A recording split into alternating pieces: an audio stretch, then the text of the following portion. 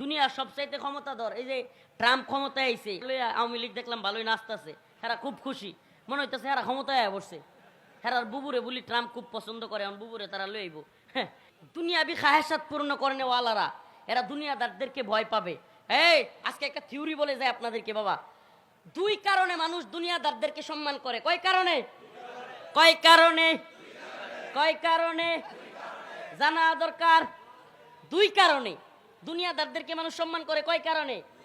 দুনিয়ার নেতা নেত্রী যেই হোক টাকাওয়ালা, এক নাম্বার কারণ হলো দুনিয়ার নেতা নেত্রীর কাছ থেকে কিছু পাওয়ার আশা।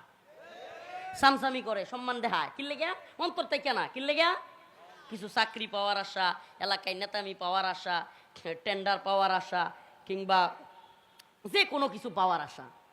দুই নাম্বার শ্রেণীটা হইলো ভয় পায় না, ভয় পায় যে আমার এনে মামলা দিয়ে দেয়, নেতার একটু যদি হয় না করি, সামসামি না করি, তাহলে আমার কি দিয়ে দিবে? মামলা দিয়ে দিবে, বিভিন্ন খারাপ কাজে জড়াইয়া দিবে, কিংবা পোলাপান পাঠাইয়া দিয়ে আমার মারবে। এই জন্য এছাড়া অন্তর থেকে কোনো নেতাদেরকে মানুষ ভালোবাসে না। ইল্লা কিছু আছে, ইল্লা একেবারে হাতে গোনা, এটা বাংলাদেশে খুবই কম।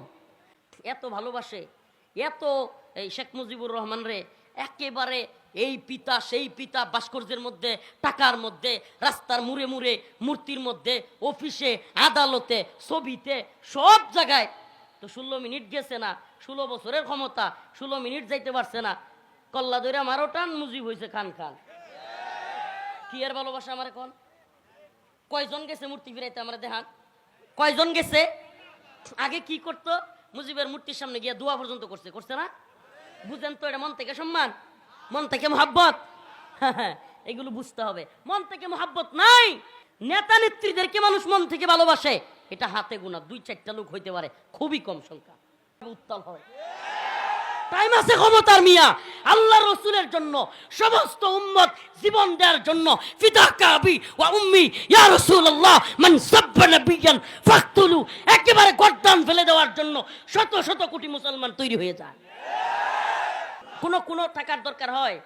বিরিয়ানির প্যাকেটের দরকার হয়? কথা কয় না রে? বিরিয়ানির প্যাকেট লাগছে কোনোদিন? সিঙ্গারা পুরি লাগছে কোনোদিন? হ্যাঁ, নটরডেম কলেজের ছাত্র, রাজশাহী বিশ্ববিদ্যালয়ের ছাত্র, কতগুলো বিশ্ববিদ্যালয়ের ছাত্র পর্যন্ত রাস্তায় নেমে যায়। টাইম আছে কোন সরকারের? পুরো পৃথিবীর ইতিহাসে এটা প্রমাণিত হয়ে গেছে। এখন অমুসলিমরাও যেগুলো রসুল সাল্লাল্লাহু আলাইহি সাল্লামের বা ইসলামের প্রতি বিদ্বেষ রাখে, এরাও বদ্ধমূল ধারণা হয়ে গেছে। কি সর্বনাশ! মুসলমানরা যেমনে খেপে যায়, রসুলরে কিছু করার সাথে সাথে পণ্য বয়কট করে, ফাল্লে ধরে মারে, কি একটা অবস্থা! আর কিছু কখন যেত না। সুবহানাল্লাহ। আমি তো বলি অর্ডার দিয়ে গেলাম, অর্ডার, কোনো কথা নাই।